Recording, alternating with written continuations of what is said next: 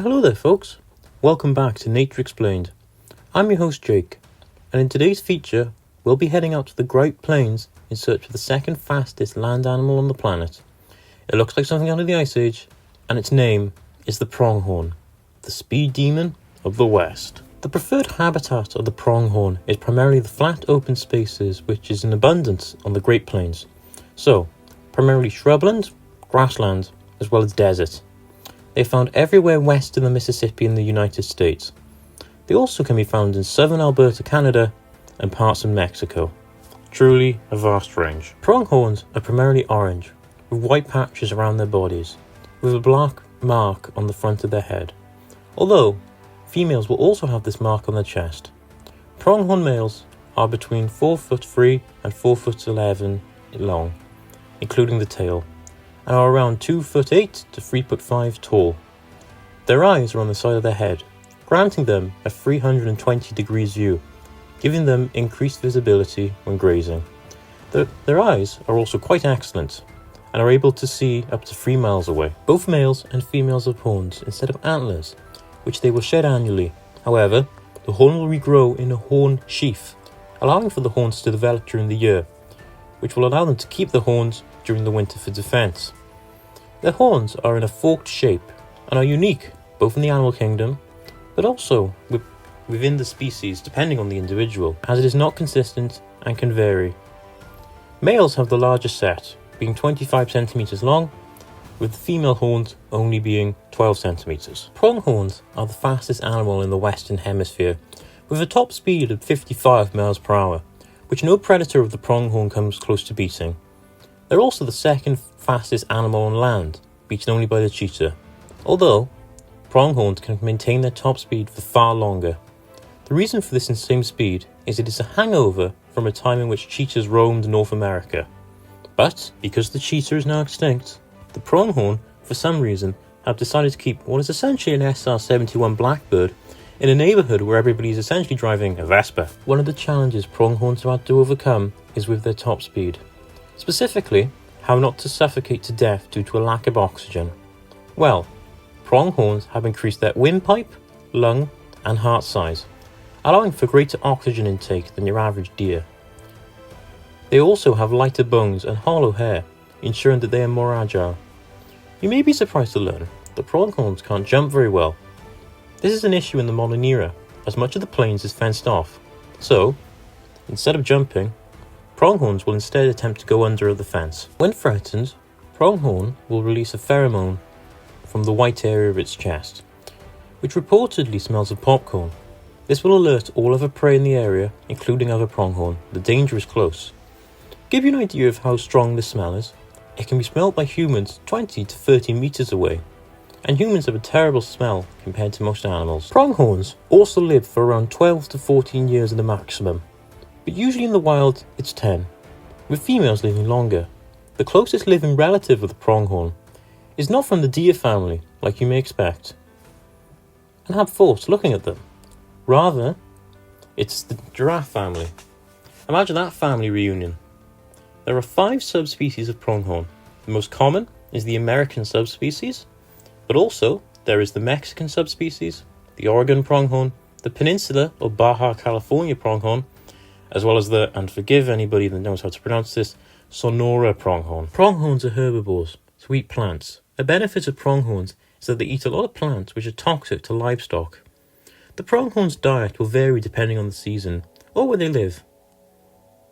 Regardless of the diet, generally includes forbs, which is a type of flower, not the magazine, various shrubs, grasses, and they could also eat cacti. Pronghorns are also in the habit of regurgitating food that they've eaten and reconsuming it for a second time. That all being said, pronghorns still eat a lot of plants which livestock eat, and so there is natural competition for resources. Pronghorns during the winter will form mixed-sex herds, which will migrate to winter grazing grounds. These herds can reach up to 1,000 individuals, although this is rare in the modern day. Still, this shows the possible size of these winter herds. Once the summer comes around, these mega winter herds will disband into smaller herds, with females having around 3 to 25 individuals. At this point, there is also a separation in the sexes, with young males forming bachelor herds. Again, made up usually of young males, with many older males going out to find a herd, much like musk oxen, which is another species we've covered here. If you want, you can give it a check out after this video is done. There's a card above you, we'll wait for it to go. Thank you. Pronghorns are diurnal, which means they're most active during the day, spending its time grazing across the prairie. Females will form hierarchies within their herds, with the more dominant individual choosing where the herd goes, but also having access to feeding grounds first. I'm sure you're wondering, what does a pronghorn sound like? Well, for your viewing pleasure, I present to you the glorious cries of a pronghorn. I think after listening to that, we can all agree on two things. One, that probably wasn't what we were expecting, and two, that was fairly bizarre. Just a quick interjection from me: if you're enjoying today's feature, make sure to press the like button and subscribe, helps us out and shows we're doing something right. Now, anyway, back to it as we go into the world of pronghorn breeding. The breeding season is during September. Methods of breeding vary between the species. Some males will have fixed territories, whereas some will create harems, and some females will sample multiple males across multiple territories. Males are generally more aggressive when there is high precipitation in the air. If two males meet outside of a bachelor group, they will often engage in combat for the rights to breed with females.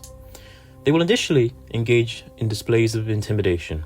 If this escalates to physical confrontation, they will lock horns and will fight, also using their hooves, until one of the males backs down. Usually, pronghorns give birth during May, after a 7 to 8 month digestion period, which is 6 weeks longer than the white-tailed deer. All females in the herd usually give birth within days of one another. Usually, pronghorns will give birth to twins.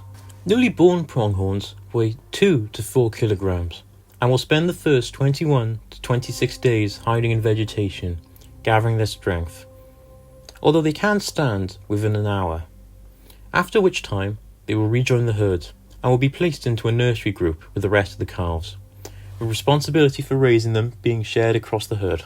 Although the average calf will spend around half an hour of communication with its parents per day and will be fed 3 times a week, although after 4 to 5 months they will be weaned off the mother's milk.